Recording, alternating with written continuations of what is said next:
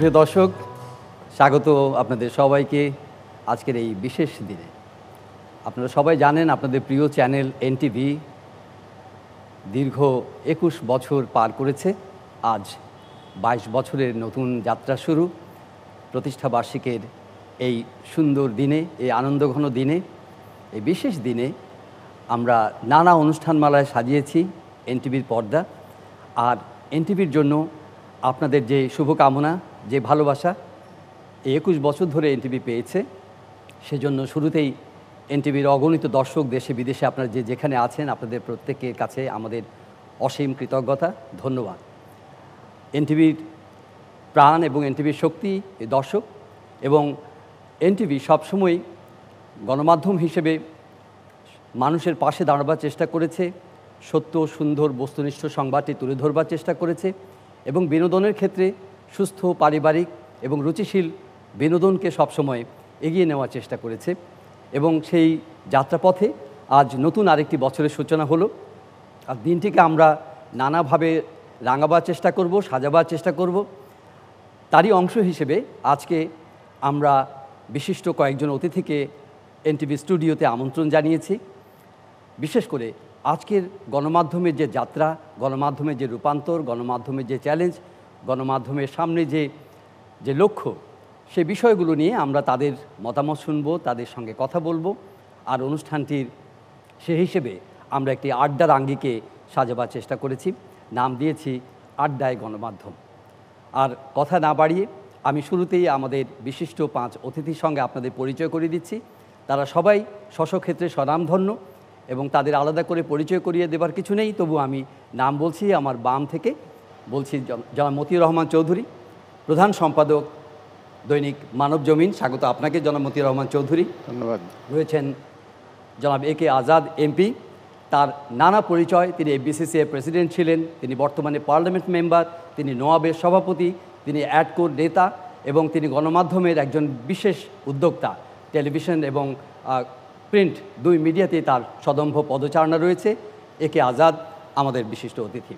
রয়েছেন brigadier general doctor M Sakhawat Hossain, সবাই তাকে চেনেন, সাবেক নির্বাচন কমিশনার, নিরাপত্তা বিশ্লেষক এবং বর্তমানে তিনি senior research fellow, South Asian Institute for Policy and Governance, North South University. Doctor M Sakhawat, আপনাকে স্বাগত। রয়েছেন আমাদের অত্যন্ত গুণীজন, নাট্য জগতের পুরোধা, বিশিষ্ট নাট্য ব্যক্তিত্ব, আমাদের প্রিয় জনাব মামুনুর রশিদ। স্বাগত আপনাকে জনাব মামুনুর রশিদ। এবং সবশেষে আমাদের সঙ্গে রয়েছেন আমাদের আরেকজন প্রিয় সিনিয়র জার্নালিস্ট, সবার কাছে প্রিয় মুখ, জনাব মঞ্জুরুল হাসান বুলবুল। স্বাগত আপনাকে বুলবুল ভাই।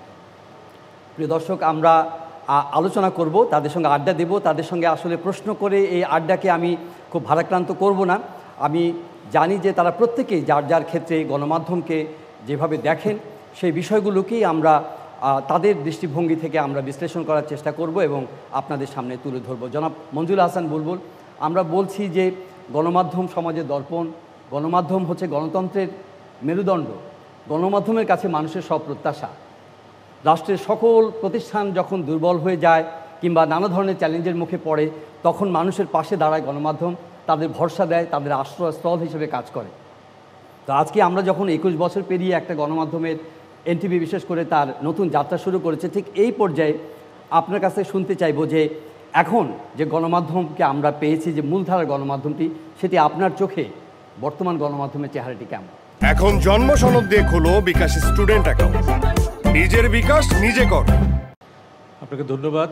এনটিভি 21 বছর পূর্ণ করে 22 বছরে পা রাখলো। 21 বছর মানে পরিপূর্ণ তারুণ্য। এখন যৌবন যার, যুদ্ধে যাবার তার শ্রেষ্ঠ সময়, এই শ্রেষ্ঠ সময়ে দাঁড়িয়ে আছেন এনটিভি।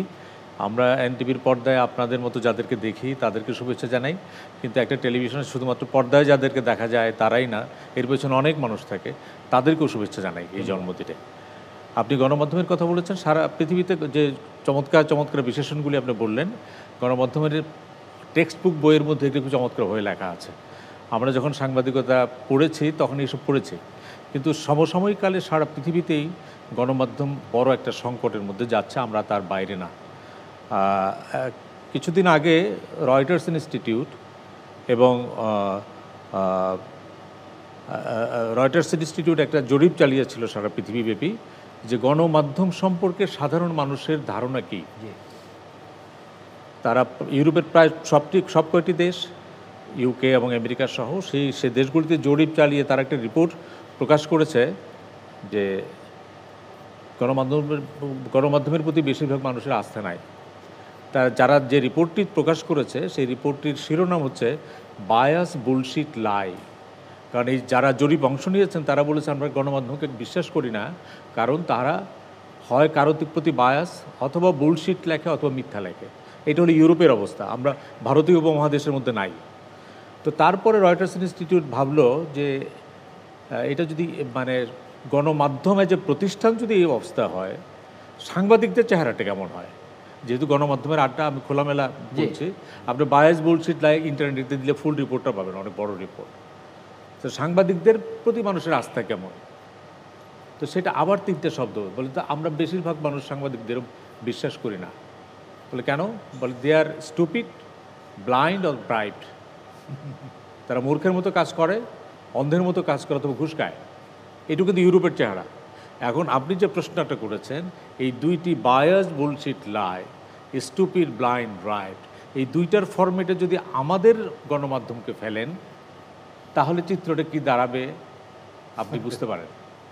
তো কাজে আমরাও এই খারাপ অবস্থার মধ্যে আছি। আমাদের মধ্যে ট্রাস্টের একটা বড় আস্থার একটা বড় সংকট, বড় মাপে। এর কারণ যদি বলতে চান, এখানে যারা আছেন তারা আমার চেয়ে আরও বেশি জানেন।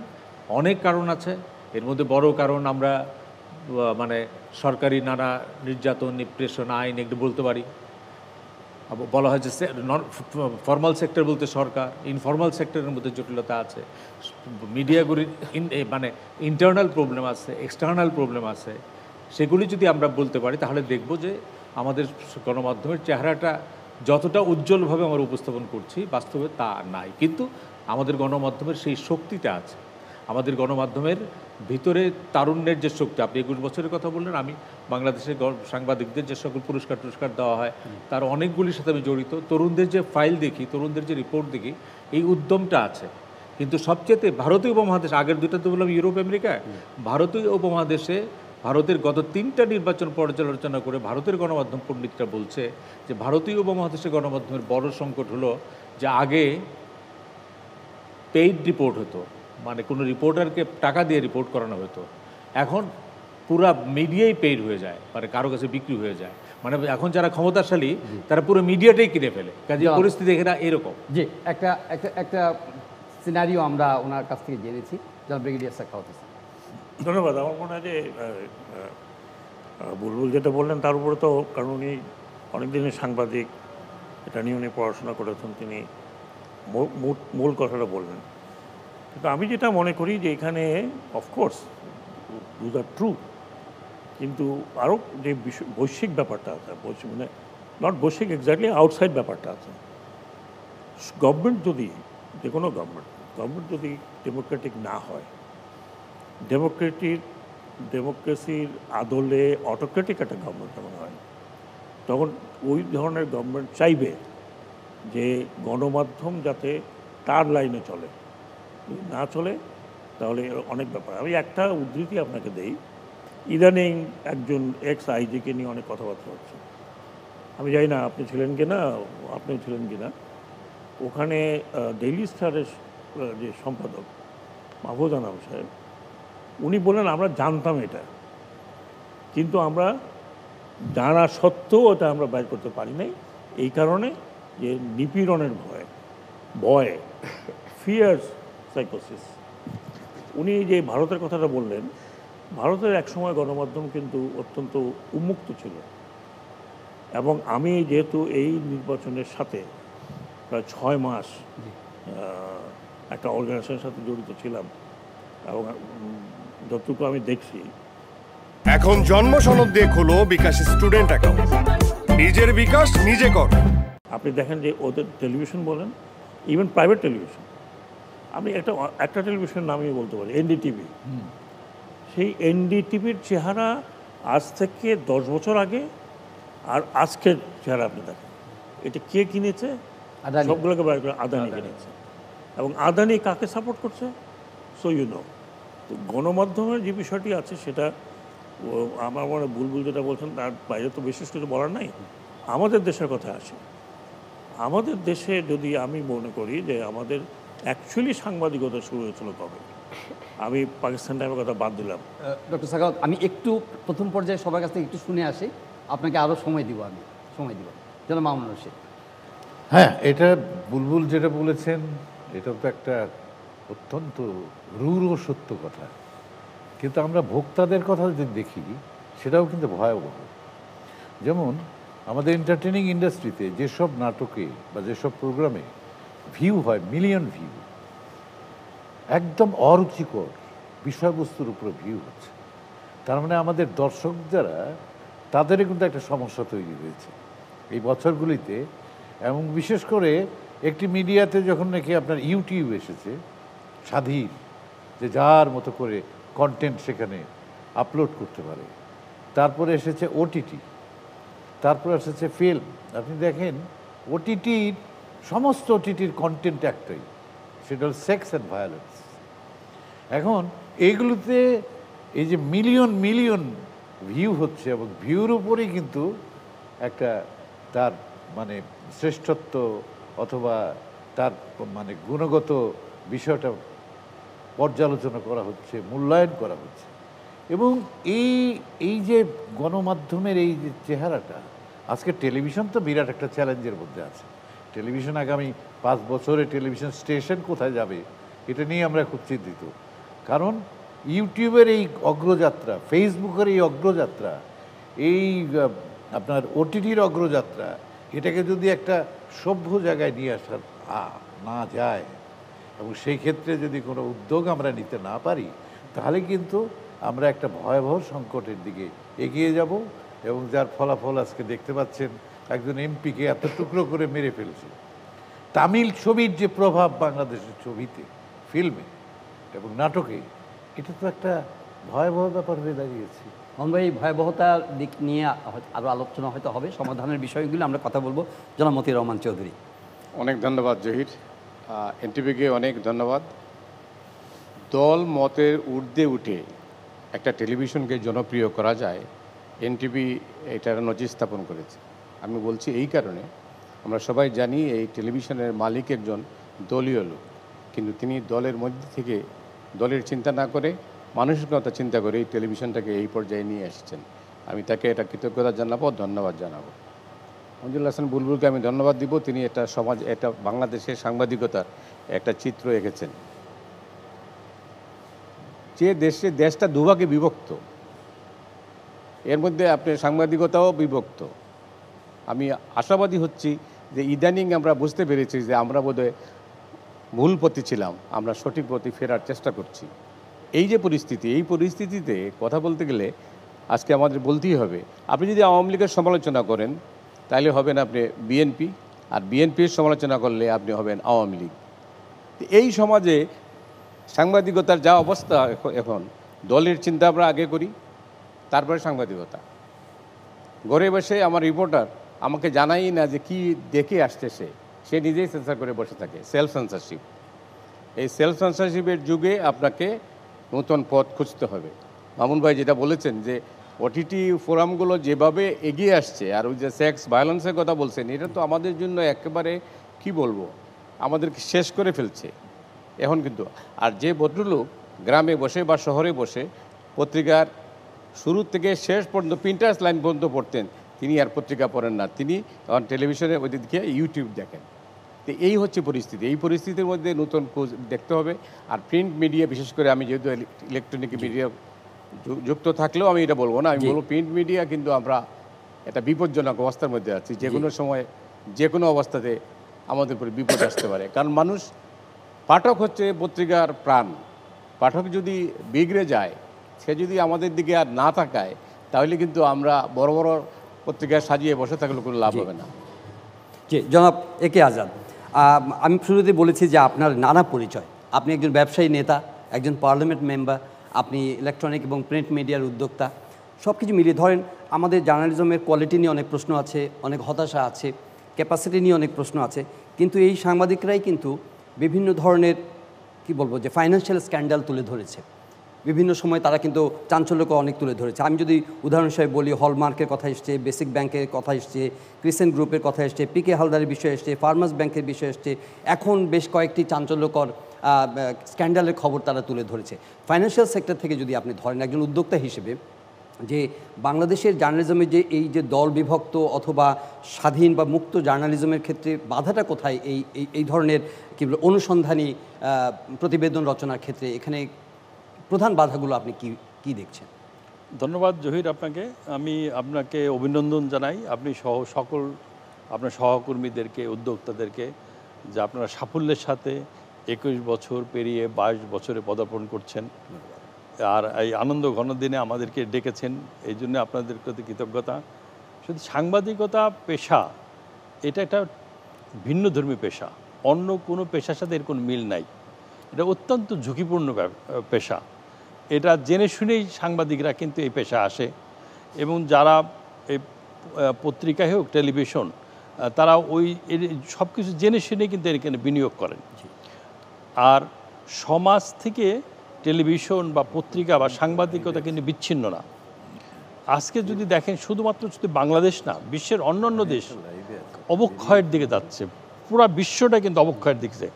আমি যদি আমেরিকার ইলেকশনই দেখেন, যারা সব ডেমোক্রেট মোড দাবি করতো, সেখানে ইলেকশন নিয়ে কারচুপির চিন্তা করার জন্য আজকে ট্রাম্প হচ্ছে, কনভিক্টেড হচ্ছে।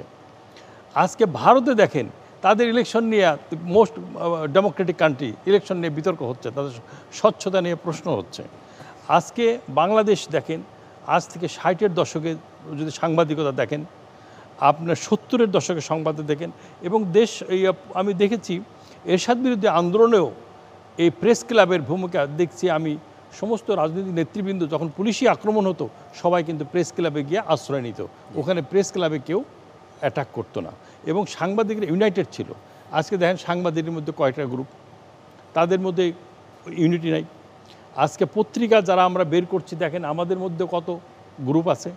এবং এই সমাজ যে অবক্ষয়, সাংস্কৃতিক মণ্ডলে এই যে মামুন ভাই বসে আছে, আমরা যখন 80-র দশকে বিশ্ববিদ্যালয়ে পড়াশোনা করি, তখন ওই কমন রুমে, ডাইনিং রুমে যে এই মামুন ভাইয়ের নাটক আজকে মিস করা যাবে না, আমরা যে আগের থেকে বসে থাকতাম।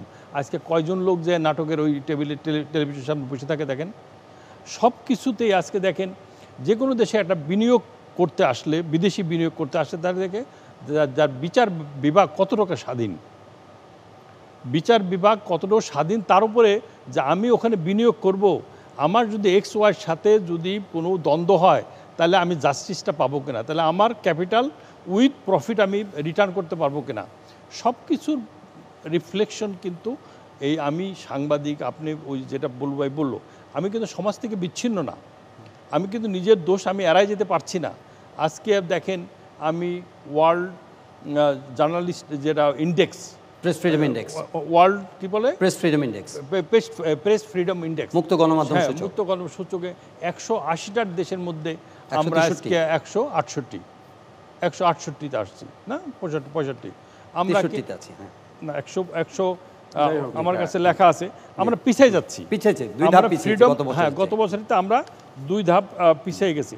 আমরা ছিলাম হলো 168, 165তে আছে, আমরা 63 থেকে 65, 165তে আসছি আমরা এই বছর।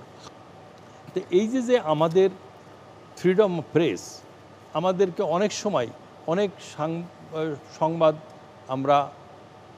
আমাকে যদি বলেন, অনেক সময় বলি বাবারে এটা চাইব না, আমি নিজে ইন্টারভিন করি, রিকোয়েস্ট করি যে ভাই তুমি এইটা প্রচার করো না, তুমি এইটা ছাপায়ও না, এটা আমাকে করতে হয়। তখন একজন সাংবাদিক এসে বলে যে ভাই আমার এই রিপোর্টটা তৈরি করতে 3 মাস সময় লেগেছে, এবং যারা আমাকে তথ্য দিয়েছে এবং কাগজগুলো ডকুমেন্ট দিয়েছে, সে ভাববে আমি আন্ডারস্ট্যান্ডিং করে ফেলছি ওই লোকের সাথে, আমার সাংবাদিকতা কেরিয়ারের উপরে একটা প্রশ্ন আসবে, এবং আমাকে কেউ আর তথ্য দিবে না। এইরকম বিবেকহীনভাবে একজন মালিক হিসাবে আমি এটা স্বীকার করতে অস্বীকার নাই, আমি এরকম অনেক সময় বিবেকহীন কাজ করতে হয় আমাকে। এখানে রাষ্ট্র কতটা সুরক্ষা দিচ্ছে এই জায়গায়? মোটেও না। আই এম সরি, রাষ্ট্র সুরক্ষা একেবারেই দিচ্ছে বলে আমার মনে হয় না। আমি একটা কথাই বলি, মাননীয় প্রধানমন্ত্রীর প্রেস ব্রিফিং হয়, সেখানে তো বুলবুল তো সবসময় যান, কারা কারা যায় কারা কারা যায় না। এখন প্রধানমন্ত্রীর প্রেস ব্রিফিংয়ে যদি রেস্ট্রিকশন হয় তাহলে ওনার কথাবার্তা তো মিসইন্টারপ্রেট হবেই, কোথাও না কোথা থেকে এটা হবে, সেটা বিদেশি হোক অথবা দেশি হোক। আমি এই জন্য বললাম কথাটা যে আপনি যখন এই রেস্ট্রিক্ট করবেন, একজন রাষ্ট্রের প্রধানমন্ত্রী, তিনি বিদেশে গেছেন, তিনি সেখানে আলোচনা করেছেন, সেইগুলো যখন ওপেনলি সাংবাদিকরা জানতে না পারে তাহলে আমরা জানবো কোত্থেকে? আমরা যখন জানবো না, মানে আমরা বলতে যারা ধরুন প্রেসের সাথে জড়িত না, বা আমরা যেগুলো নিয়ে চর্চা করি বা এগুলো নিয়ে বিশ্লেষণ করি বা এগুলো নিয়ে গবেষণা করার কথা, সেই জায়গাটাতে আমি জানবো কোত্থেকে? এখন আমি যদি জিজ্ঞেস করি, আমি জানি না বলতে পারবেন কিনা, যে এই যে কথাবার্তা উঠছে, প্রচুর কথাবার্তা হচ্ছে, আমিও আর্টিকেল লিখে ফেলেছি ইতিমধ্যে, যে ভারতের সাথে আমরা এতগুলো ওপেনিং করলাম রেলের, হঠাৎ করে আগামী মাস থেকে একটা লাইন খোলা হচ্ছে যেটা সরাসরি নর্থ ইস্টে যাবে, এবং আমি জানি দ্য ইমপ্লিকেশন। আমি জানি ইমপ্লিকেশন, বিকজ আমি ইতিহাসটা পড়েছি এবং ওই সময় জীবিত ছিলাম যখন এটা 1962-তে এই জায়গা দিয়ে সমস্যা হচ্ছিল। এখন এই কথাটা আমরা জানবো কীভাবে ওপেনলি না বললে? এখন ওরাও বলতে পারবেন কিনা আমি জানি না। Is it transit, is transshipment or corridor, কোনটা? পরশু দেখলাম যে মাননীয় তথ্য প্রতিমন্ত্রী বলেছেন, অনেক কিছু বলেছেন, উনি জাস্টিফাই করেছেন, কিন্তু বলেন নাই এটা কি করিডোর, না এটা ট্রানজিট, না এটা ট্রান্সশিপমেন্ট। ট্রান্সশিপমেন্ট কিন্তু অলরেডি হয়ে গেছে, ত্রিপুরা থেকে যাবে, নো প্রবলেম, ঠিক আছে। কিন্তু যদি করিডোর হয় তাহলে এটা huge implication, huge implication. It's not যে সরকারকে চাপানোর জন্য এই কথা বলা হচ্ছে। আমরা মনে করি আমরা একটু হেল্প করতে পারি গভর্নমেন্টকে বাই টেলিং যে এখানে গণমাধ্যম কতটা মানে ইনকুইজিটিভ, কতটা অনুসন্ধিৎসু? আপনি অনুসন্ধি হইলেও তো আপনারা পাচ্ছেন না, তো আপনি কি অনুসন্ধি হবে? জি, আমি তো গেস ওয়ার্ক করতে পারি, আমি 3টা ডেফিনিশন দিতে পারি, কিন্তু আপনি তো পারছেন না, কারণ আপনি বলতেই পারছেন না যে হোয়াট ইট ইজ। যিনি বলছেন, আমার মনে হয় যেটা সাকাত ভাই বলতে চাচ্ছিলেন, যে মাননীয় প্রধানমন্ত্রীর সংবাদ সম্মেলনের কথা বলছেন। সংবাদ সম্মেলন হয় রক্তের গ্রুপ দেখে, ব্লাড গ্রুপ এ না বি, আমন্ত্রণ জানানো হয় না বহু সাংবাদিককে, অনেক সিনিয়র সাংবাদিককে দাওয়াত হয় না। 14 বছর যাবৎ মাননীয় প্রধানমন্ত্রীর সঙ্গে সম্পাদকদের, জাতীয় দৈনিকের সম্পাদকদের কোনো বৈঠক হয় না। এটা একটা নজিরবিহীন ঘটনা। এর আগে প্রতিনিয়ত 2 মাস পরপরই একটা মিটিং হতো। তো এত দূরত্ব রেখে আপনার মনে হয় যে সাংবাদিকরা বোধ হয় শত্রুর তালিকায় রেখে আপনি কিন্তু যে গণমাধ্যমের স্বাধীনতার কথা বলছেন, আমি মনে করি অর্থহীন। এখন জন্ম সনদ দিয়ে খোলো বিকাশ স্টুডেন্ট অ্যাকাউন্ট, নিজের বিকাশ নিজে কর। জনাব মঞ্জুর হাসান বুলবুল, আপনি বৈশ্বিক একটা চিত্র তুলে ধরেছেন শুরুতেই।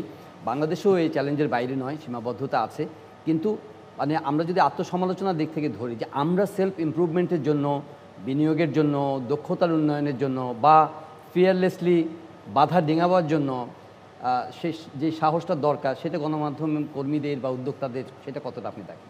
একটা হচ্ছে যে মতি ভাই যেটা বলছেন যে সাংবাদিকদের বিভক্তিকরণ, অতিমাত্রায় দলবাজি, এটা দেখেন, এটা আমরা বলি না, কারণ ওবায়দুল কাদের, আওয়ামী লীগের সাধারণ সম্পাদক ওবায়দুল কাদের, তার সঙ্গে তো আওয়ামীপন্থী সাংবাদিকরা রেগুলার দেখা করতে যায়। উনি তাদেরকে বলছেন যে তোমরা আওয়ামী লীগের বিট করো, তাই কী হয়েছে? তোমরা বিট করে মনে হয় তুমি আওয়ামী লীগের কোনো অঙ্গ সংগঠনের চেয়ে বড় সংগঠন হয়ে গেছে।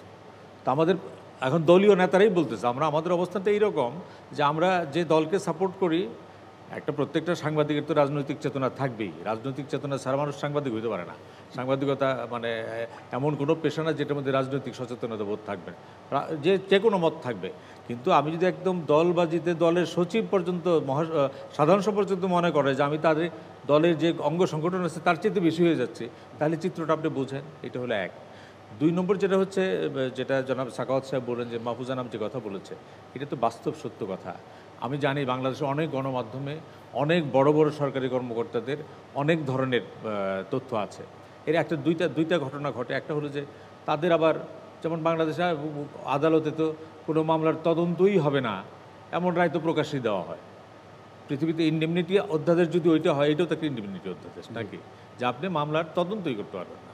তো এই যে তথ্য আমার কাছে আছে, যখন একজন ভদ্রলোক সরকারে থাকেন, তখন যদি তার সম্পর্কে আমরা রিপোর্টটা প্রকাশ করতে চাই, তখন সরকার উইল বি দ্য পার্টি। সরকার বলবে যে এই পত্রিকা বা এই টেলিভিশন আমার এই কর্মকর্তাকে ডিফেম করার মধ্য দিয়ে সরকারকে ডিফেম করার চেষ্টা করছে, যার ফলে একটা পত্রিকার পক্ষে সরকারের সঙ্গে ফাইট করা খুব কঠিন ব্যাপার। যার ফলে ওই ব্যক্তিটি যখন সরকার থেকে বের হয়ে আসে, আমার মধ্যে একজন ব্যক্তি হয়ে যান, তখন আমাদের পক্ষে লেখার তুলনামূলক বুলবুল ভাই একটু এই যে আজাদ ভাই যে বললেন যে মুক্ত গণমাধ্যম সূচকের কথা বললেন, যে গত বছর চেয়ে এই বছর 2 ধাপ পিছিয়ে 165 হয়ে গেছে। এটা কি সরকারের জন্য বা যারা আমাদের রাষ্ট্র কাঠামোতে কর্তৃত্ব করছেন, নেতৃত্ব করছেন, তাদের জন্য কি গ্রেসফুল? এটা কারোর জন্য, এটা তো একটা সূচক তো প্রতি বছর হয়, সূচকের মধ্যে নানা ধরনের বিষয় থাকে। কিন্তু আমি আপনাকে আরেকটা উদাহরণ দিই। ফ্রিডম ফোরাম নামে একটা অর্গানাইজেশন আছে আমেরিকায়, তারা প্রতি বছর ওয়ার্ল্ড প্রেস ফ্রিডম ম্যাপ বের করে। সেটার মধ্যে বাংলাদেশ হলো হলুদ দাগের মধ্যে পড়ে। হলুদ হচ্ছে পার্শিয়াল ফ্রি কান্ট্রি। এটা গত 35 বছর ধরে আমি দেখতেছি, এটা partial free country. Partial free কেন? পার্শিয়াল ফ্রি হলো এর মধ্যে state actor, non state actor, দুই অ্যাক্টরের কারণে আমরা পার্শিয়াল ফ্রি। স্টেট অ্যাক্টর কি? স্টেট একটা আইন প্রণয়ন করে, যে আইনগুলি গণমাধ্যমরা, সাংবাদিক হত্যাকাণ্ডের কোনো বিচার হয় না, সাংবাদিক নির্যাতন নিগ্রহ হলে কোনো বিচার হয় না, এগুলি স্টেট একটা, এবং নিবর্তনমূলক আইন আছে, সেই নিবর্তনমূলক আইনের কথা বললাম। আর নন স্টেট অ্যাক্টর হচ্ছে যেটা আজাদ ভাইকে ধন্যবাদ, উনি স্বীকার করলেন যে আমাকেই বলতে হয় যে এই নিউজটা তুমি ছাপবা না। যেটা উনি হয়তো চাপে পড়া বা কোনো প্রেশার গ্রুপের জন্য বলেন। আবার কোনো মিডিয়া হাউস আছে, তাদের মিডিয়াতেই রাখা হয় যে তাদেরকে প্রোটেকশন দেওয়া, অন্যদেরকে ডিফেম করা। তারা দেখবে যে ওই সেম অপরাধ নিজেরা করছে ওই মালিকে, ও তার বিরুদ্ধে রিপোর্ট ছাপা হয় না। আরেক প্রতিষ্ঠান যদি ওই অপরাধটা করে, তখন এই রিপোর্টটা ছাপা হচ্ছে। অর্থাৎ মিডিয়াকে তার অস্ত্র হিসেবে ব্যবহার করা হচ্ছে। কারণ স্টেট একটা কর্পোরেট ইন্টারেস্ট বলা, অ্যান্ড স্টেট একটা নন স্টেটের মধ্যে আপনি যদি দেখেন বাংলাদেশের সিচুয়েশনটি, বাংলাদেশে দুইটা চমৎকার আইন আছে গণমাধ্যমের। আপনি একটা বললেন মাননীয় প্রধানমন্ত্রীর প্রেস কনফারেন্সে, এটা আমি বহুবার বলছি, ওইখানে দাওয়াত পাওয়া মানুষের একটা প্রিভিলেজ, কিন্তু প্রশ্ন করাটা আমাদের রাইট। কিন্তু ওইখানে আমরা যারা দাওয়াত পেয়ে যাই, আমরা প্রশ্ন করি না কেন? মাননীয় প্রধানমন্ত্রী একটা ভালো গুণ আছে, উনি কোনো প্রশ্ন কিন্তু আনআনসার ছাড়েন না, অ্যাভয়েড করে না। আমি এমন হোয়াইট হাউসেও দেখছি যে কখনো প্রেসিডেন্ট যে প্রশ্নের জবাব না দিতে চান, ডিপ্লোম্যাটিক্যালি অন্যভাবে চলে যান। কিন্তু প্রধানমন্ত্রী শেখ হাসিনা হচ্ছে এমন, তার সামনে প্রশ্ন করলে উনি জবাব দেবেন, আপনি সন্তুষ্ট হন বা না হন। কিন্তু আমাদের প্রশ্নই আমরা করতে পারি না, সেটা এক ধরনের বৈকল্যের দিক। আরেকটা হচ্ছে আমাদের দুইটা চমৎকার আইন আছে। একটা হচ্ছে রাইট টু ইনফরমেশন আইন, এটা মানে one of the best law in the country, কারণ বাংলাদেশের প্রথম আইন যে আইনের মধ্যে সমস্ত স্টেক হোল্ডাররা জড়িত রয়েছে। আরেকটা হুইসেল ব্লোয়ার অ্যাক্ট। আপনি ধরেন এই যে গাজীপুরের যে পুলিশ কর্মকর্তাটার চাকরি গেল, বলা হলো, আমি জানি না, বলা হলো যে আসাদুজ্জামান সাবার মিয়ার সম্পর্কে তথ্য দেওয়ার কারণের জন্য তার চাকরি গেল। হুইসেল ব্লোয়ার আইন কিন্তু তাকে প্রোটেকশন দেয়, কিন্তু আনফর্চুনেটলি উনি হয়তো কোর্টে যেতে পারবেন না। হুইসেল ব্লোয়ার আইনই হচ্ছে যে কোনো গোপন তথ্য যদি জনস্বার্থে প্রণোদিত হয়ে তথ্য দেয়। দুইটা চমৎকার আইন আছে। আবার বাংলাদেশে আইনেরই 3টা সমস্যা আছে। আইন নাই, পুরানো আইন, নতুন আইন। আইন নাই মানে হচ্ছে বাংলাদেশে এতগুলি টেলিভিশন চ্যানেল চলে, টেলিভিশন চ্যানেলের কোনো আইন নাই, there is no broadcast law. যখন A government in power A group license পায়, যখন B government in power B group license পায়। এটা আইন নাই। পুরোনো আইন 1923 আপনার অফিসিয়াল সিক্রেটস অ্যাক্ট, যখন 2008 সনে আমাদের তথ্য অধিকার আইন হলো, তখন বলা হলো যে এইটাই হলো তথ্য সংক্রান্ত সর্বোচ্চ আইন, সো এইটা সুপারসিড করবে। কিন্তু রোজিনাকে যখন ধরতে হলো, তখন কিন্তু আমার ওই পুরানো আইন আনতে হলো, অফিসিয়াল সিক্রেটস অ্যাক্ট। আরেকটা হলো নতুন আইন, আইসিটি আইন, ডিজিটাল আইন, সাইবার সিকিউরিটি আইন, যেগুলো আমরা বারবার সমালোচনা করছি। কাজে স্টেট অ্যাক্টরের এই আইনের দিকগুলি একটা দিক। আরেকটা হচ্ছে বাংলাদেশের কোনো সাংবাদিক, এটা বলা যায় যে মুক্ত গণমাধ্যমের জন্য একটা সহায়ক যে সুরক্ষা দেওয়ার যে একটা দায়িত্ব সরকারের, for the sake of democracy অথবা আমাদের ইকোনমিক ডেভেলপমেন্ট, ওই সুরক্ষাটা গভর্নমেন্ট বা রাষ্ট্র কাঠামো প্রোভাইড করছে না এই সময়ের মধ্যে। শোনেন, রাষ্ট্র কোনোদিনই এইরকম আপনাকে একদম কুসুমস্তীর্ণ একটা পথ দিবে না, প্রশ্ন দিবে না। আপনি একটা কথা বলে শেষ করি, ওই যে আমাদের এই গ্রাম বার্তা প্রকাশিকার কাঙাল হরিনাথের নাম শুনেছেন? কাঙাল হরিনাথের একটা কথা আছে যে দেশ নষ্ট কপটে, উনি তো 2 বছর পরে পত্রিকা চালাইতে পারে নাই, তার একটা এডিটোরিয়াল শিরোনাম ছিল দেশ নষ্ট কপটে, প্রজা নষ্ট চপটে, প্রজার কষ্ট চপটে, কি করিবে রিপোর্টে। যখন একটা কপট শাসন ব্যবস্থা দেশ চালায়, তখন যখন কেউ কথা বলতে চায় তাকে চপেটাঘাত করা হয়। আর এই অবস্থায় রিপোর্টে কি করবে? এটা 200 বছর আগে কাঙাল হরিণ জনাব মামুনুর রশিদ, আপনি আপনার ফিয়ার, আপনার ফ্রাস্ট্রেশন আছে, কোয়ালিটি অফ জার্নালিজম এবং কোয়ালিটি অফ কি বলে যে প্রোডাক্ট, যে আপনার বিনোদন ক্ষেত্রে যে আপনি বললেন যে আমরা যে জিনিসগুলো তৈরি করি সেগুলোর আসলে রুচি বিকৃতি ঘটছে দিন দিন, এবং সেগুলোই ভোক্তা হিসেবে মানুষ গ্রহণ করছে, প্রচুর ভিউ হচ্ছে। এই জায়গার মধ্যে ভালো কোয়ালিটি কন্টেন্ট তৈরি করার ক্ষেত্রে বিনিয়োগ, সৃজনশীলতা, দক্ষতা, অন্য দেশগুলোর কথা যদি আপনি বিবেচনা করেন, তাহলে আমরা নিজেদের কতটা প্রস্তুত করতে পেরেছি বা এখানে কতটা বিনিয়োগ আমরা তো আছে? অপ্রস্তুত, আমাদের একটা সব ক্ষেত্রে একটা অপ্রস্তুত ভাব আছে। যেমন আমরা করোনার সময় আমরা খেয়াল করে দেখলাম যে আমাদের স্বাস্থ্য ব্যবস্থা সম্পূর্ণভাবে অপ্রস্তুত। আমাদের যখনই কোনো ক্রাইসিস আসে তখন দেখা যায় যে আমরা আসলে অপ্রস্তুত। আমাদের মিডিয়ার জন্য ধরেন যে আজকে এতগুলি ইউনিভার্সিটিতে থিয়েটার ডিপার্টমেন্ট আছে, মিডিয়া স্টাডিজ ডিপার্টমেন্ট আছে, সেখান থেকে ছেলেমেয়েরা এসে কিন্তু এখানে কাজ করে। এটা একটা অদ্ভুত ব্যাপার। তারা বিভিন্ন জায়গায় কাজকর্ম করে, কেউ বিসিএস হয়, কেউ প্রশাসনে যায়, কিন্তু এখানে এসে তারা কিন্তু কাজ করছে না।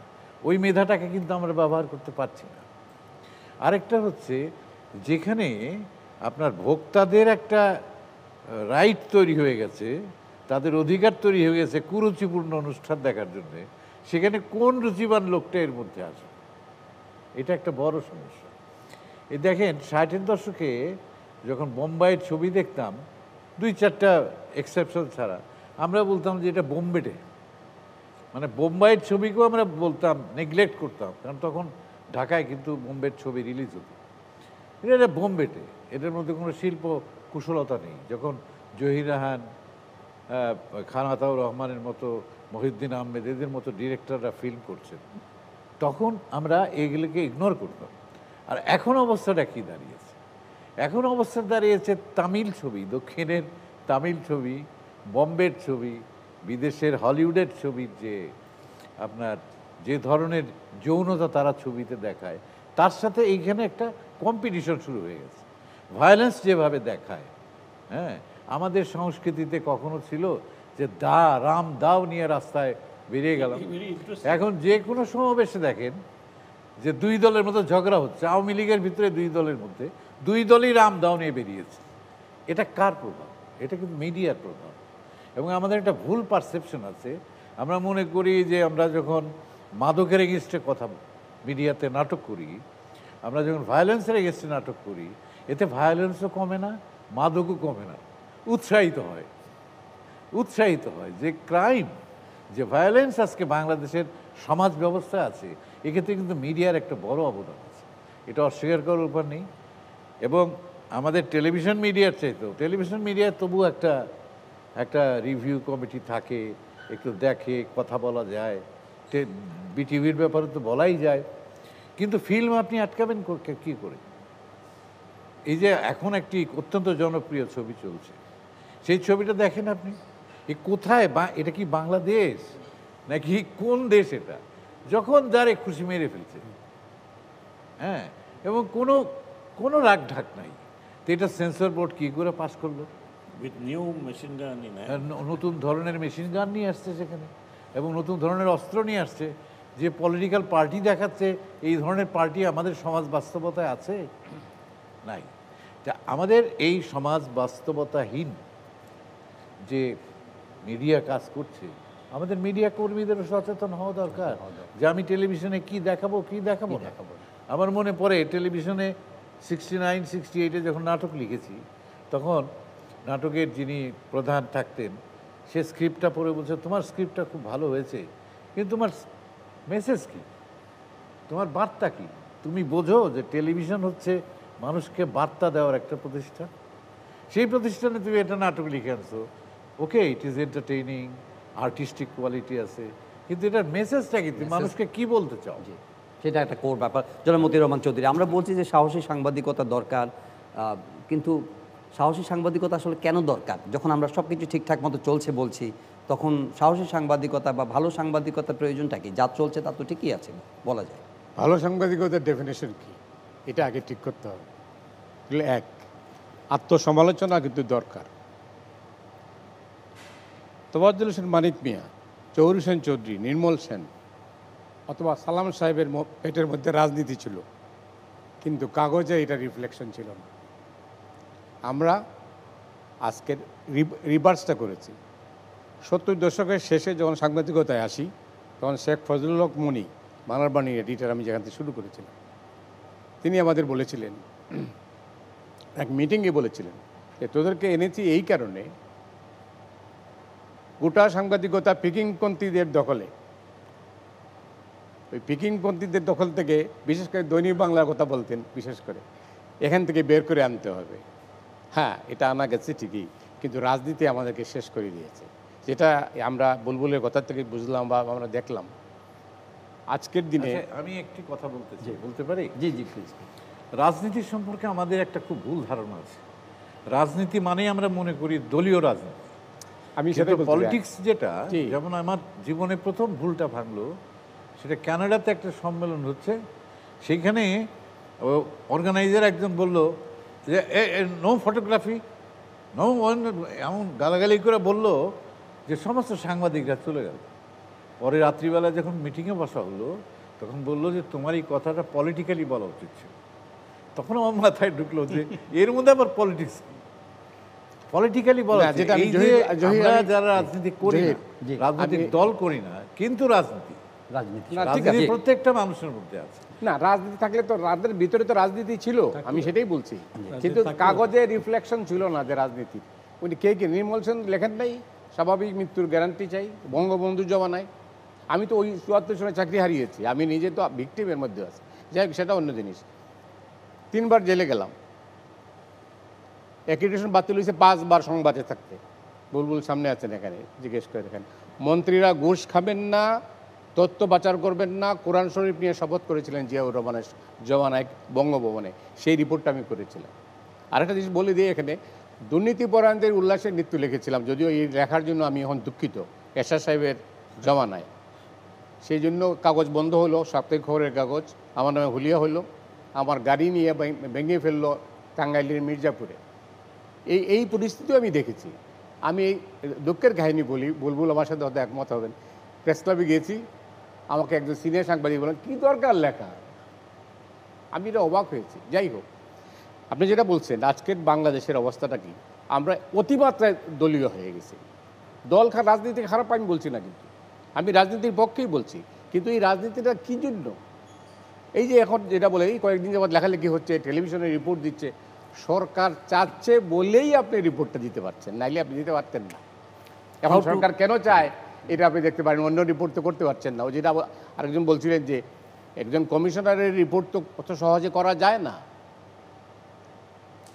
আজাদ ভাই বলো, বলতে পারেন। আজাদ ভাই, কীভাবে এই মানে সাংবাদিকতার কাজ তো আসলে পাওয়ারকে বা কর্তৃত্বকে বা কর্তৃপক্ষকে অ্যাক্টার্স অথবা নন স্টেট অ্যাক্টার্স অথবা নন স্টেট অ্যাক্টার্স সবাইকে অ্যাকাউন্টেবল করা, তাকে প্রশ্নের মুখোমুখি করা, কীভাবে সম্ভব?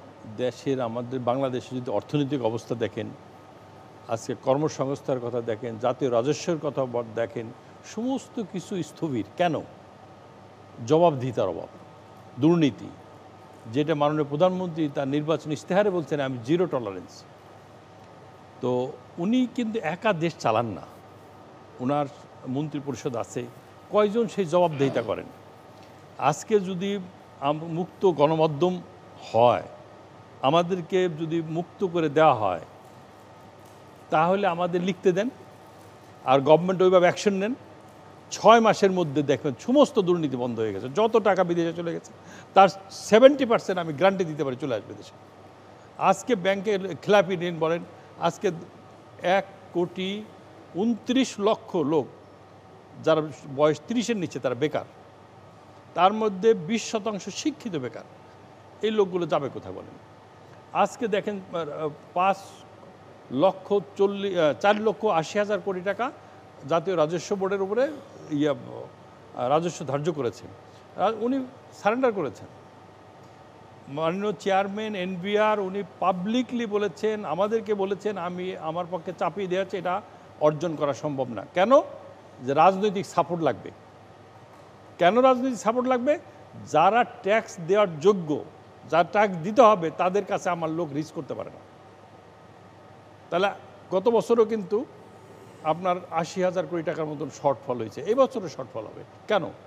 আজকে এই যে যা করাপশনের ব্যাপারে যখন এক আইজিপির লেখা হয়েছে, আমার কাছে অন্তত এক্স পুলিশ কমিশনার বলেন, এক্স আইজিপি বলেন, অনেকে কিন্তু তদবির করা শুরু করছেন যে ভাই আমারটা একটু খেয়াল রাখেন।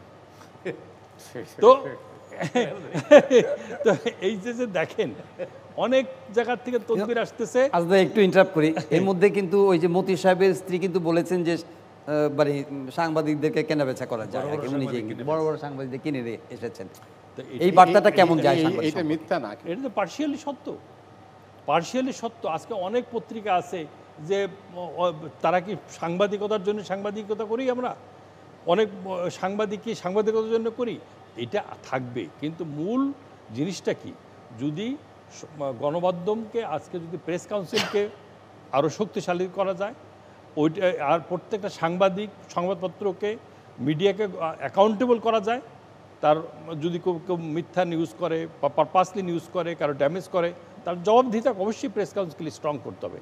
তাহলেই কিন্তু আমার মনে হয় সমস্ত কিছু আজকে যে প্রবলেমগুলো আমাদের হচ্ছে, আজকে বিদেশি বিনিয়োগ কমে যাচ্ছে, কর্মসংস্থান হচ্ছে না, দুর্নীতি বেড়ে যাচ্ছে, সমস্ত কিছু কন্ট্রোলে আসবে যদি মুক্ত গণমাধ্যমকে সুযোগ দেওয়া হয়। আর মুক্ত গণমাধ্যম নিশ্চিত করতে হলে গণতন্ত্র দরকার, গণতন্ত্র ছাড়া এটা করা সম্ভব নয়। জি, ডক্টর এম সাখাওয়াত উনি বলেছেন যে গণমাধ্যম যদি স্বাধীন হয়, মুক্ত হয়, তাহলে এই বেনিফিটগুলো আছে।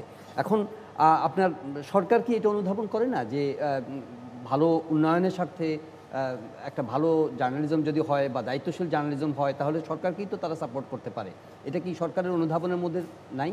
আই এম শিওর আছে, আই এম শিওর আছে। যারা দেশ চালান তারা এটা অনুধাবন করবেন না, বা তাদের অনুধাবনের মেধা নাই, এটা আমি বলবো না। আপনি শুধু গণমাধ্যম নিয়ে আজকে কথা বলতেছেন, তো গণমাধ্যমে আমরা ফোকাস করছি।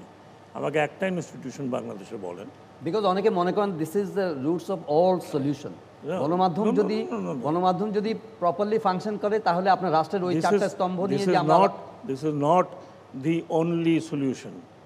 দিস ইজ ওয়ান মিডিয়া, মানে মিডিয়াই বলছে, যেটা আপনার কিছু কিছু না, জিনিস। কিন্তু আজাদ ভাই তো বললো যে আপনি ফ্রি করে দেন, দেখবেন যে দেশে corruption is the main problem. Corruption আপনি এলিমিনেট করা যায়। কথাটা শেষ করি। জি, প্রত্যেকটি ইটস এন ইনস্টিটিউশন।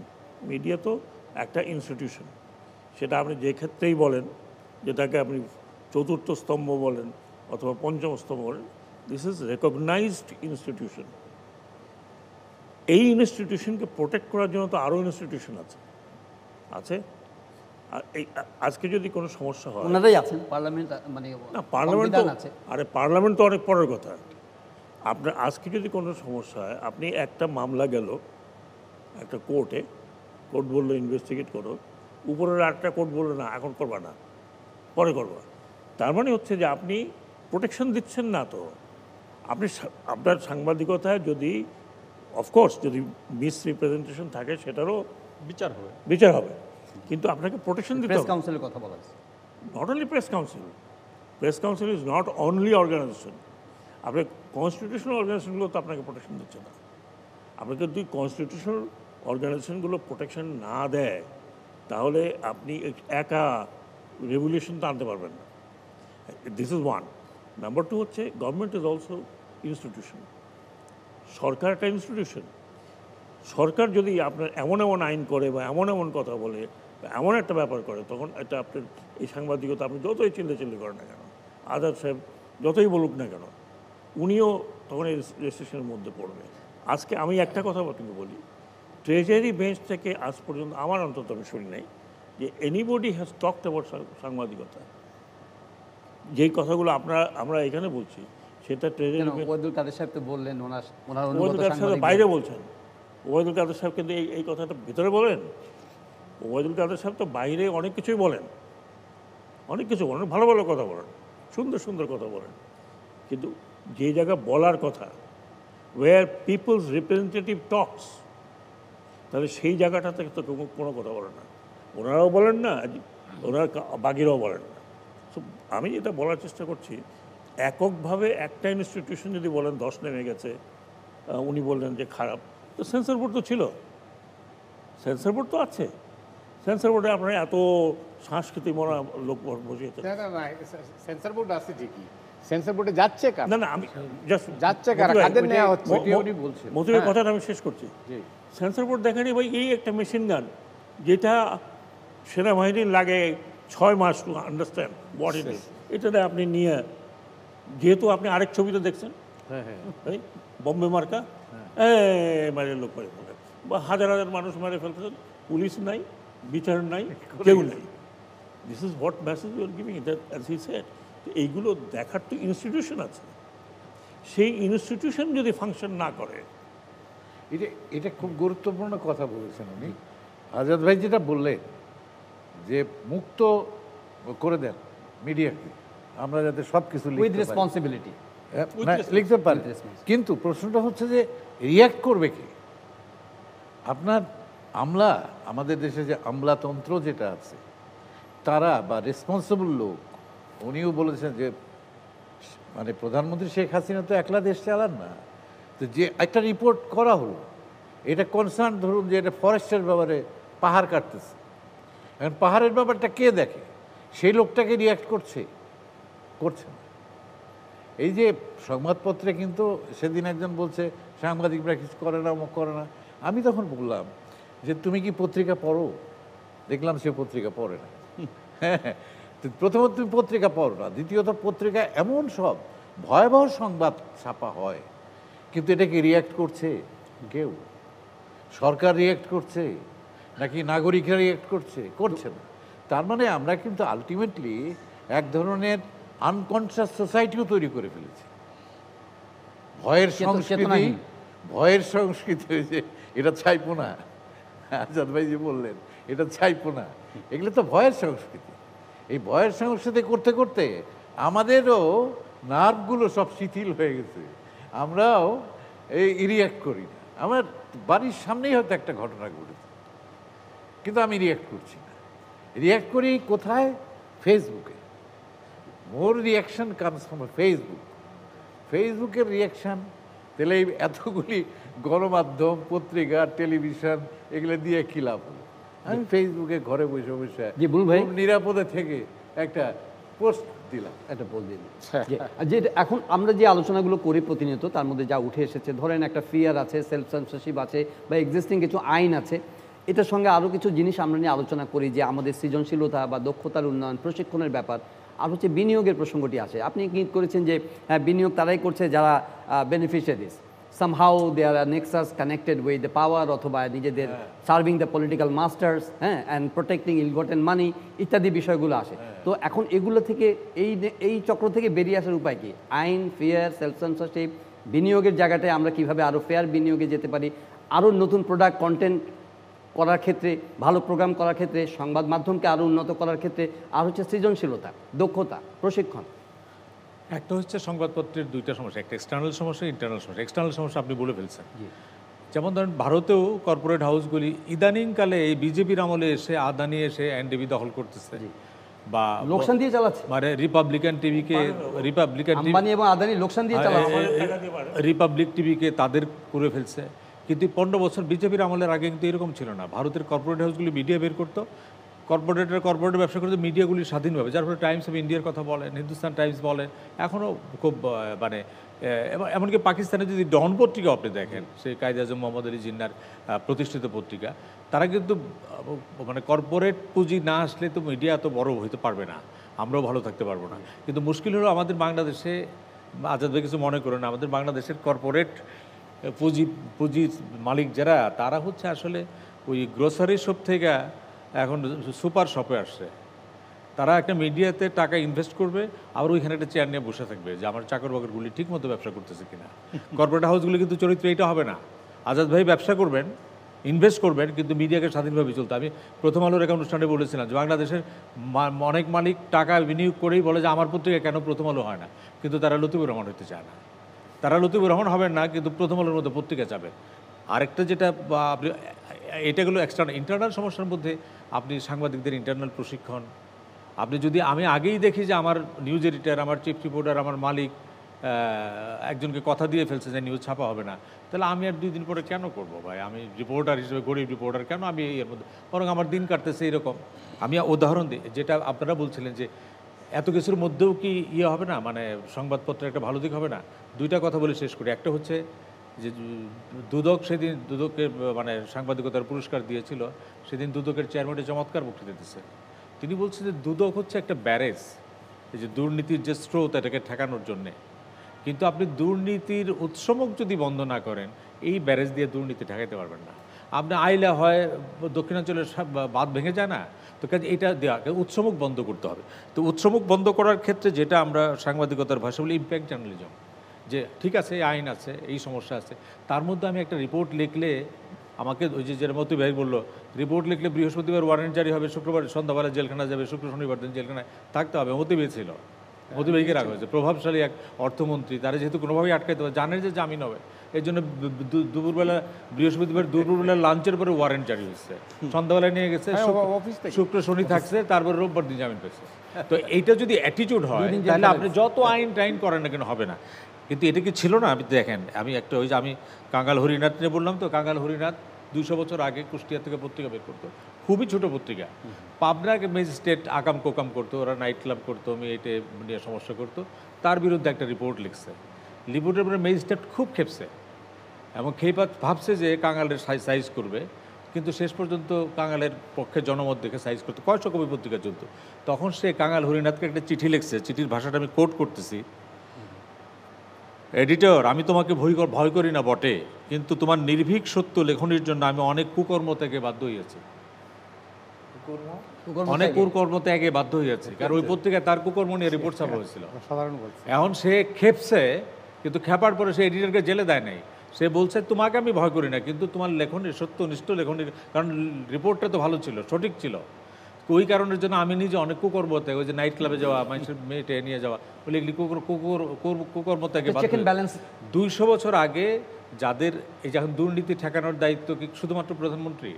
দুর্নীতির দায়িত্বে বক্তৃতা দেওয়া খালি পার্লামেন্টে, যে ডিপার্টমেন্টের দুর্নীতি হচ্ছে ওই ডিপার্টমেন্টের কি কোনো একটা চেইন নাই? কিন্তু বুলবুল ভাই, মতি ভাই যে একটা ধরেন যে ডেমোক্রেটিক সোসাইটির কথা বলেছেন, সেখানে তো ধরেন যে আপনার নানা ধরনের নর্মসগুলো আছে, ওইখানে তো ধরেন একটা নেক্সাস তৈরি হয়ে যাচ্ছে যে আমি আপনাকে প্রোটেকশন দিচ্ছি, দুর্নীতিকে আমি ইন্ডালজ করছি।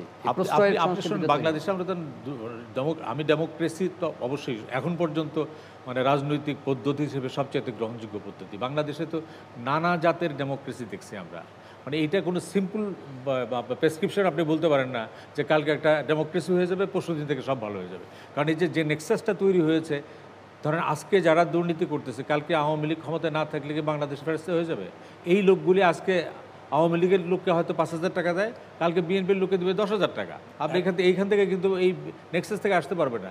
সেই ক্ষেত্রে যেটা আমরা বলি যে গণমাধ্যমই একমাত্র জায়গা, যদি তারাকে এই যে এরকম কাঙ্গাল হরিনাথের মতো লোক লিখবে এবং যাদের জন্য লিখবে তাদের মধ্যে এই বোধত্বটা থাকতে হবে। এটা যদি হয় যে পত্রিকায় লিখলে পরে আমি কুকর্ম ত্যাগে বাধ্য হবো। মামুন ভাই তো বললো যে রিয়াক্ট করার লোক না, মানবতার সন্ত্রাসের কথা বললো খালি, এখন তো এটা ভাষা সন্ত্রাস। কালকে একটা গান শুনি যে ফাটায় ফেলছে সোশ্যাল মিডিয়া, কি উড়া ধুরা। আমি বাংলা ভাষায় উড়া ধুরা শব্দ দেখি না, উড়া ধুরা। কাজে আমি যেটা বলি, এত কিছুর পরেও আমি আমার পুরানো কথা মতি ভাই খুব ভালো করে জানে যে এর মধ্যেও বাংলাদেশের সাংবাদিকতা হচ্ছে একটা পুকুর ভর্তি কুমিরের মধ্যে সাঁতার কাটা। কুমিরের লেজের মধ্যে পড়লেও বিপদ, মুখের মধ্যে পড়লেও বিপদ। এই কুমির কখনো সরকার, কখন বিরোধী দল, কখনো ভূস্বামী, কখনো পর্যন্ত। কাজেই আপনাকে এর মধ্যেই সাঁতার কেটে সাংবাদিকতা করতে হবে। যারা টিকে থাকতে পারবেন তারাই টিকে থাকবেন, আর নাহলে কুমিরের পেটে ঢুকে মতি ভাই। এখন জন্ম সনদ দিয়ে খোলো বিকাশ স্টুডেন্ট অ্যাকাউন্ট, নিজের বিকাশ নিজে কর। আমার মনে হয় এই আলোচনার শেষ প্রান্তে আমরা প্রায় কাছাকাছি। সোশ্যাল মিডিয়ারকে যদি আমি সেলিউট জানাই, অনেকে হয়তো ভিন্ন মত আছে, যে উল্টাপাল্টা লেখে, হটকারিতা করে, যা ইচ্ছা তাই লেখে, চরিত্র হনন করে। তারপরেও আমি বলবো, অতি সম্প্রতি এই যে কাস্টমস কর্মকর্তা, এনবিআরের কর্মকর্তা মতিউর রহমানের যে দুর্নীতি প্রকাশ পেয়েছে, এটা কোনো কাগজের ক্রেডিট নাই, এটা কিন্তু সোশ্যাল মিডিয়া করেছে। অনেক ভালো খবর আমরা ওইখান থেকে পাই, এটা স্বীকার করতে হবে, ভ্রূণটা অ্যাটলিস্ট, হ্যাঁ, ভ্রূণটা। কিন্তু সেটা তো আমরা স্বীকার করছি না। সেটাকে আমরা দড়ি মারি কাটো, এইটা করলে কিন্তু হবে না। হ্যাঁ, হটকারিতা আছে, প্রচণ্ড হটকারিতা আছে, যা ইচ্ছা তাই লেখে, কিন্তু তারপরেও দিনের শেষে 2টা লাইন লেখে, যেটা ওইখান থেকে একটা ক্লু পাওয়া যায়। এখন কিন্তু আমরা অনেক সাহসী, যেটা আমরা বলি যে সাহস দেখাবো। সাহস দেখাবেন কীভাবে? মালিক সাহসী হতে বলে না, সাংবাদিকরা সাহসী হতে দেয় না। আমি আমার কথা বলি, আমি এটা আপনি কী বলতেছি, গত 15 বছরে প্রায় 2000 রিপোর্ট আমি কিল করেছি।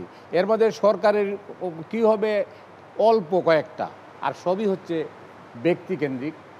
অমুককে আটকাইতে হবে, অমুকে দিয়ে দেওয়া যাবে না, আরেকজন এসে ফোন করলো। এমনকি সাংবাদিকরাও ফোন করে বলেন যে ভাই এই রিপোর্টটা না দিলে হয় না। আমি এটা কাগজের এডিটর, আমাকে অন্য কাগজের একটা রিপোর্টার আমাকে ফোন করতেছে যে প্লিজ এই রিপোর্টটা না দিলে হয় না। কিন্তু আমি সেপেছি, কিন্তু আমারও তো লিমিটেশনস আছে।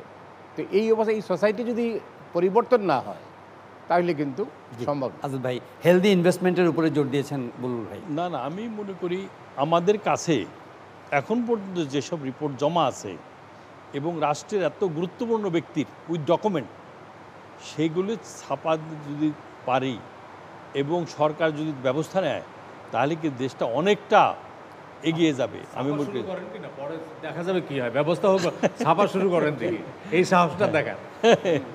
তা আপনি যদি আমার দায়িত্ব নেন তাহলে আমি কালকে সাংবাদিক বলি ভাই ছেড়ে দাও রিপোর্ট। আপনার দায়িত্ব রাষ্ট্র নেবে, আপনার রাষ্ট্রীয় সম্পদে উপনীত তো হয়েছে। সেই কারণে আমি মনে করি সেই জবাবদিহিতা নিশ্চিত না করা পর্যন্ত আমাদের যে সমস্যাগুলো আছে শুধু গণমাধ্যমের সমস্যা না, সমস্যা সামগ্রিক। এই সামগ্রিক অবস্থার থেকে বেরিয়ে আসতে হলে আমাদের এই জবাবদিহিতা সর্বক্ষেত্রে নিশ্চিত করতে হবে। এই কারণে আমি মনে করি আজকের আপনার এই আলোচনার থেকেই শুধু গণমাধ্যম না, এই যেটা বুলবাই বলল, বিচার ব্যবস্থা, এখানে বিভিন্ন মন্ত্রণালয়, প্রশাসন, সমস্ত জায়গায়, পার্লামেন্ট, সব জায়গায়, যদি পার্লামেন্টে তো বললে ট্রেজারি বেঞ্চ তো কোনো কথা বলে না, তো তাদের তো দায়িত্ব আছে। প্রেসিডেন্ট যেসব কথা বলার দরকার সবসময় তারা বলে। এই সেশনে তো কিছু কিছু কথা ভালো বলছে, ভালো কিছু দুর্নীতি নিয়ে অনেকেই কথা বলছে। না আজাদ ভাই, আপনি তো পার্লামেন্ট মেম্বার, ধরেন বেনজির সাহেবের যে দুর্নীতির খবরটা কাগজে আসলো, কিন্তু বেনজির সাহেবকে ওভারসাইট করার জন্য যে আপনি প্রতিষ্ঠানগুলোর কথা বললেন, পার্লামেন্টের স্ট্যান্ডিং কমিটি আছে বা ইন্টারনাল বিভাগীয় বিষয় আছে, আদার এজেন্সিজ আছেন, গভর্নমেন্টের ওভারঅল মিনিস্ট্রি আছে, তারা কি ফাংশনাল ছিল না তখন? তারা তো ফাংশনাল ছিল। এই ব্যাপারে তো এখনও আপনি তো বেনজির সাহেব তো আপনি ইস্টাবলিশ করে ফেলছেন, তার সমস্ত ইস্টাবলিশ হয়ে গেছে। এখনও হান্ড্রেডস অ্যান্ড হান্ড্রেডস পিপল আছে মোর দেন বেনজির। বেনজির তো কয়েক বিঘা জমি, ও তো দেশপ্রেমিক বলবো আমি। ও তো টাকাটা বাইরে কত নিচে জানি না, দেশের মধ্যে তো জমি টমি কিনে রাখছে, মানুষ চাষবাস করে খাইতে পারবে। কিন্তু যারা ব্যাংকের থেকে নিয়ে সরাসরি পাঠাই দিছে থাউজেন্ডস অ্যান্ড থাউজেন্ডস ক্রোর, তারে আপনি কি বলবেন? আজাদ ভাই, আপনার ওই যে গ্লোবাল ফাইন্যান্সিয়াল ইন্টিগ্রিটি রিপোর্ট যেটা, সেখানে বলছে যে প্রতি বছর বাংলাদেশ থেকে $8 বিলিয়ন মানি লন্ডারিং হয়ে যাচ্ছে। কিন্তু এখন আমরা ডিজিটাল সিকিউরিটি অ্যাক্টকে চেঞ্জ করে আমরা সাইবার সিকিউরিটি অ্যাক্ট করছি। ইটস অল মানে অলমোস্ট কপি, কিন্তু ওই লন্ডার্ড মানি ফেরত আনার জন্য তো কোনো আইন করেছেন কি, আছে কি আপনাদের পার্লামেন্টে? মানি লন্ডারিং আছে, সিআইডিতে একটা উইং আছে এবং বাংলাদেশ ব্যাংকে একটা সেই আইনটাকে আবার মানে চেঞ্জ করার কথা বলা হয়েছে। আমি ঠিক জানি না, এই আইনের কোনো প্রয়োগ হয় না, এই আইনের কোনো প্রয়োগ হয় না। এবং আমরা ক্লাইভের কাছ থেকে, লর্ড ক্লাইভের কাছ থেকে একটা জিনিস শিখেছি, কি করে লুট করতে হয় এবং কি করে অর্থ পাচার করতে হয়। কিন্তু ওনার চাইতে আমরা উদার। উনি নিজের দেশে নিয়ে গেছে। মুর্শিদাবাদের শুধু মহাফেজ খানার থেকে 9টা হাজার মণি নৌকা করে এই অলংকার টাকা পয়সা নিয়ে গেছিল কলকাতায়, সেখান থেকে লন্ডন। আমরা হচ্ছে লন্ডন তার দেশ, ঠিক আছে, নিয়ে গেছি। আর আমরা শিখেছি না, আমরা আন্তর্জাতিক, আমরা লুটপাট করব। এবং ওই যে আজাদ সাহেব বললেন যে সব কত বিলিয়ন ডলার চলে যাচ্ছে, এবং আমরা কোথায় না, আমরা লন্ডনে বিনিয়োগ করব, আমরা নিউ ইয়র্কে, কানাডায়, সুইস ব্যাংকও সেফ মনে করতেছে না, কানাডায়, অফশোরে নিয়ে যাব, কুয়ালালামপুর, তো অস্ট্রেলিয়ায়, এই সব দেশে আমরা আমাদের সম্পদ পাচার করব। এবং এই যে বাংলাদেশ ব্যাংকের যে কথাটা বললেন, বা এখানে মানি লন্ডারিং ইজ কি ভেরি ভেরি পুয়ার অর্গানাইজেশন।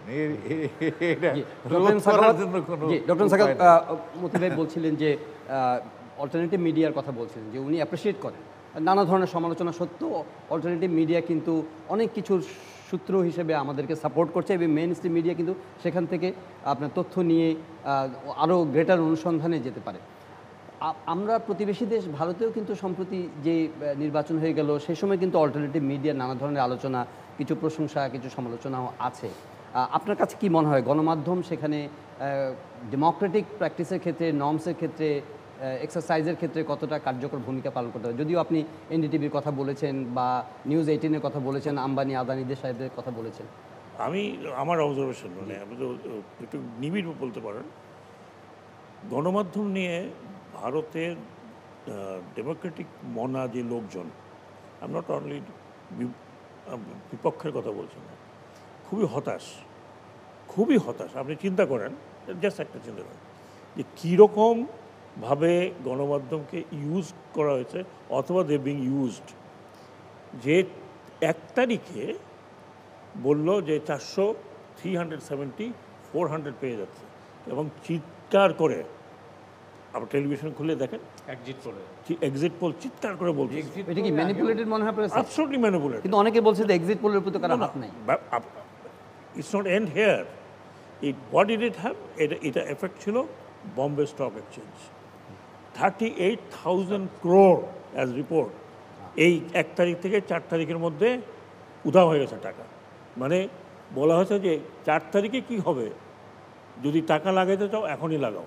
4 তারিখে স্টক এক্সচেঞ্জ এটা মিডিয়া কারসাজি। অফকোর্স মিডিয়া কারসাজি। কার জন্য করছে? Because they were captured media.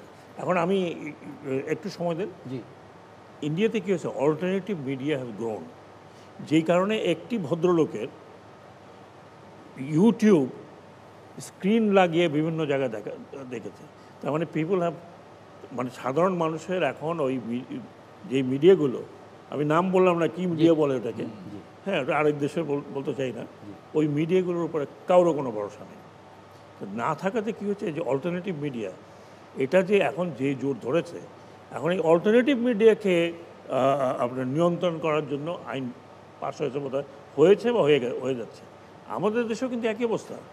আপনার এনটিভি অথবা ওনার যে টেলিভিশন, কতজন আপনি দেখেন, উনি যে বললেন যে এখন ইউটিউবে, অন্তত আমি তো প্রায় সারাদিনই দেখি ইউটিউব, হয় ইন্ডিয়ার পলিটিক্যাল ইয়ার দেখি, না হয় আমাদের কথাবার্তা শুনি, না হয় আমেরিকা থেকে কে বলছে এটা শুনি।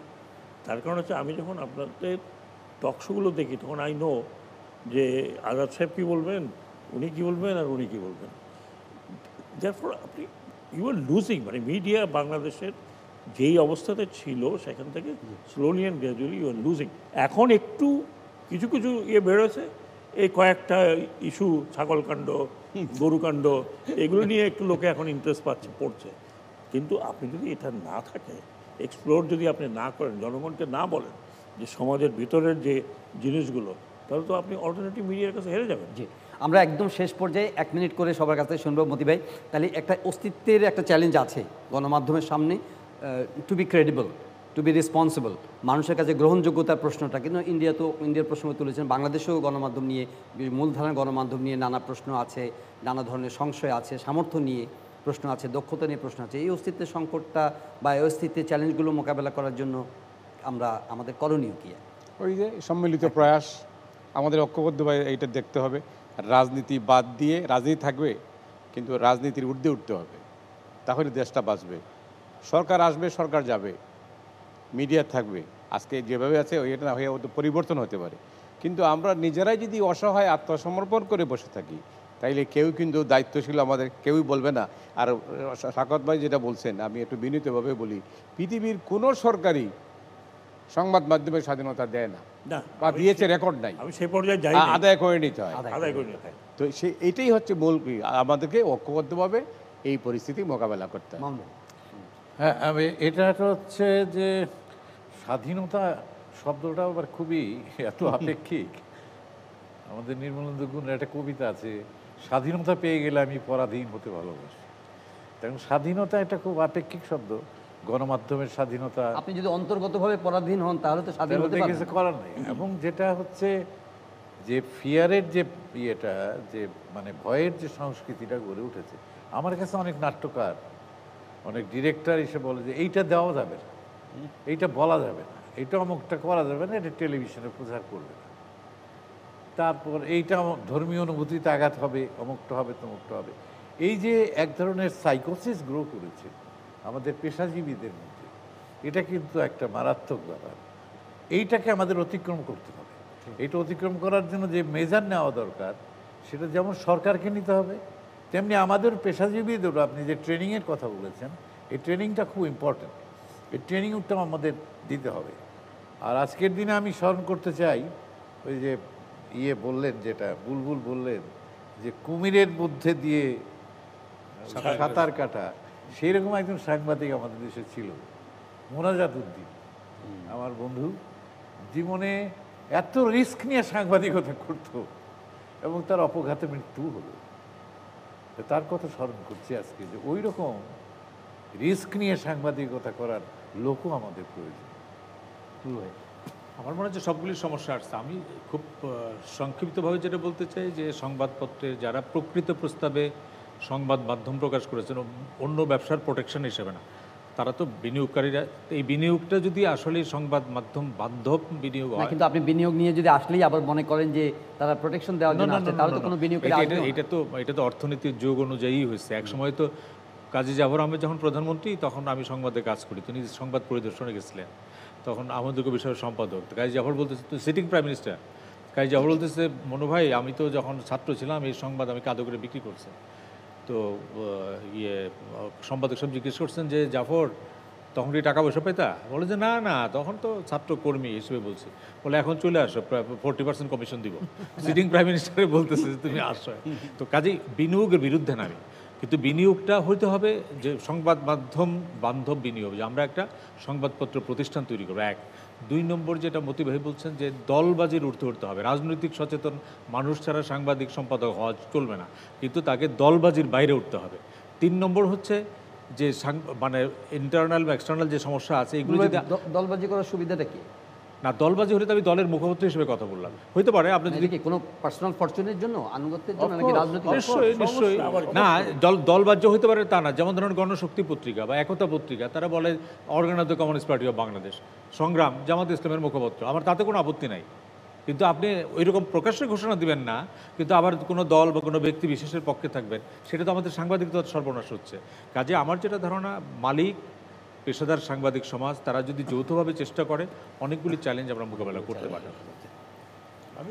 আমি তাই মনে করি যে সাংবাদিকদের মধ্যে যে আজকে বিভাজন, এই সাংবাদিকদের বিভাজন করে যদি তারা সকলে মিলে দেশের কথা চিন্তা করে, তখন তো আপনাকেও চাপে ফেলবে সাংবাদিক। না সবাই ডেফিনেটলি আমরা সবাই মিলেই যদি এই প্রচেষ্টা নেই, তাহলে আমাদের মনে, এবং সরকার যদি আন্তরিক হয়, যে আমি যেটা রাজনৈতিক ইস্তেহারে আমি বারবার এই উদাহরণটা দিই, মাননীয় প্রধানমন্ত্রী তার রাজনৈতিক ইস্তেহারে বলেছেন যে 0 টলারেন্স দুর্নীতি, তাহলে কিন্তু দুর্নীতি মুক্ত বাংলাদেশ চাইলেও মুক্ত গণমাধ্যমের বিকল্প নাই।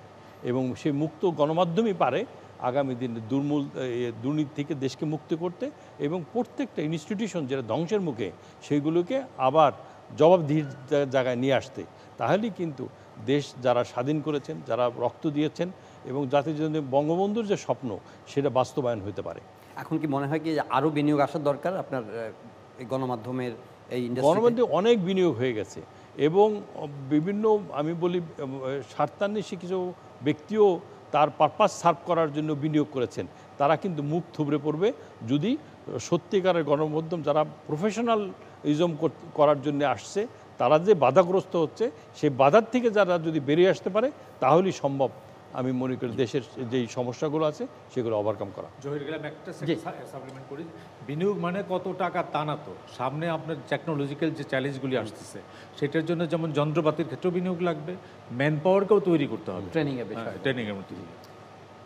সবাই মোটামুটি ওনারা তো এর মধ্যেই আছে। অস্তিত্বের সংকটটা, মানে অস্তিত্বের সংকটটা যদি মানে অল্টারনেটিভ মিডিয়া যে চ্যালেঞ্জগুলো পোজ করেছে, কারণ অল্টারনেটিভ মিডিয়া তো এখন পর্যন্ত তারা কোনো জায়গায় জবাবদিহিতা করছে না। যায় হ্যাঁ, কেউ হয়তো জার্মানির থেকে বলছেন, কেউ ফ্রান্স থেকে বলছেন, কিন্তু কিছু কিছু জিনিস তো মানুষ সত্য পাচ্ছে, কথাগুলো তো সত্যি পাচ্ছে।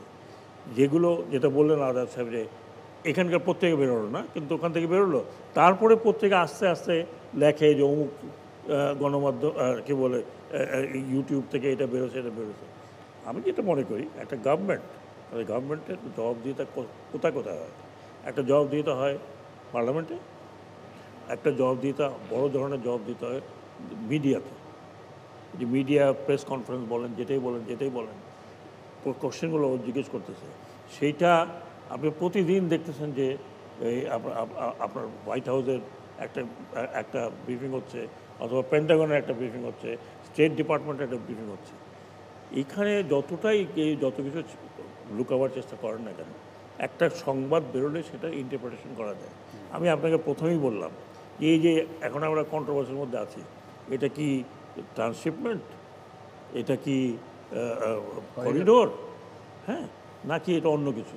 করিডোর হ্যাজ একরকম কনোটেশন, ট্রান্সশিপমেন্ট আরেক রকম কনোটেশন। ব্যক্তিগত সংস্কৃতির সাথে যুক্ত, যে একেবারে ছোটবেলার থেকেই একটা লোক ওইভাবে শিক্ষা ব্যবস্থার রাতারাতি জবাবদিহি কেউ হবে না। হ্যাঁ, যে আমি আমি আমি আমার কৃতকর্মের জন্য, প্রতিটি কৃতকর্মের জন্য যদি আমি ভাবি যে এটার তো আমাকে ইমিউনিটি জবাবদিহিতা করতে হবে কোনো না কোনো দিন, তাহলে কিন্তু আমার জি। প্রশ্নটা মিটে যায়। জি। কিন্তু এই সংস্কৃতি আমাকে এটা শেখাবে। মোহন ভাই, আপনাকে অসংখ্য ধন্যবাদ আমাদের স্টুডিওতে আসার জন্য। বুলবুল ভাই, আপনাকে অসংখ্য ধন্যবাদ। ডক্টর সাখাওয়াত হোসেন, আপনাকেও আন্তরিক ধন্যবাদ। জনাব এ কে আজাদ, প্রাণঢালা শুভেচ্ছা এবং ধন্যবাদ আপনাকে। মতিউর রহমান চৌধুরী, কষ্ট করে আমাদের স্টুডিওতে আপনি এবং এসেছেন, আপনাদেরকে অভিনন্দন। যেটা আমি ধন্যবাদ। ধন্যবাদ। প্রিয় দর্শক, আমরা বিশিষ্ট 5 জন অতিথির কাছ থেকে খোলামেলা, যদিও আড্ডার শিরোনাম, তবু একটু সিরিয়াস আড্ডা হয়েছে, প্রয়োজনীয় আড্ডা আমরা মনে করি। কারণ আমরা যদি আত্মসমালোচনার মুখে নিজেদের না রাখি, তাহলে হয়তো আমরা উন্নতি যে প্রত্যাশা, জনমানুষের যে আকাঙ্ক্ষা গণমাধ্যমের কাছে, সেটি পূরণ করার ক্ষেত্রে হয়তো বা আমরা ততটা সফল হব না। আমরা এনটিভির পক্ষ থেকে আমাদের এই প্রতিশ্রুতি আছে, 21 বছর ধরে আমরা অনেকের কাছ থেকে আমরা যেমন প্রশংসা পেয়েছি, পরামর্শ পেয়েছি, একই সঙ্গে সমালোচনাও আছে। আমরা চেষ্টা করব আমাদের আগামী দিনগুলোতে আরও জবাবদিহিমূলক, আরও জনঘনিষ্ঠ এবং আরও দায়িত্বশীল সাংবাদিকতার মাধ্যমে এবং সুস্থ বিনোদনের মাধ্যমে দর্শকের কাছাকাছি পৌঁছে যাওয়ার জন্য এবং তাদের পাশে থাকার জন্য এনটিভি সবসময় এই প্রতিশ্রুতি দিয়েছে। এবং শুধু গণমাধ্যম আমাদের নিজের পেশার স্বার্থে নয়, দেশের উন্নয়নের স্বার্থে, সামাজিক, অর্থনৈতিক এবং সাংস্কৃতিক উন্নয়নের স্বার্থে আমাদের দায়বদ্ধতা আছে, আমাদের জবাবদিহিতা আছে, এবং এটা আমরা নিজেদের সবসময় এই কথা স্মরণ রাখতে চাই। আশা করছি যে আগামী দিনগুলো আরও দায়িত্বশীল হবে, আরও সুন্দর হবে, এবং গণমাধ্যমের যে শক্তি, গণমাধ্যমের যে সামর্থ্য, গণমাধ্যমের যে মর্যাদা, যে সম্মান, সেই জায়গাটি আরও সমুন্নত রাখার ক্ষেত্রে এনটিভির পক্ষ থেকে আমরা আমাদের প্রয়াস অব্যাহত রাখব। এবং আমরা অতিথিদের আবারও শুভেচ্ছা জানিয়ে বিদায় নিচ্ছি এই বিশেষ আয়োজন আড্ডায় গণমাধ্যম থেকে। ভালো থাকবেন সবাই, এনটিভির সঙ্গেই থাকবেন।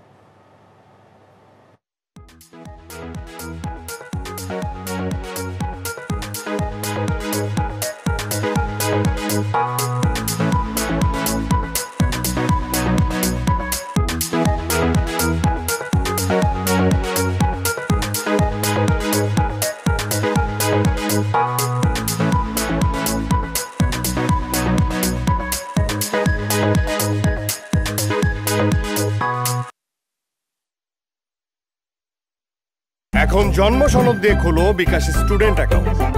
নিজের বিকাশ নিজে কর।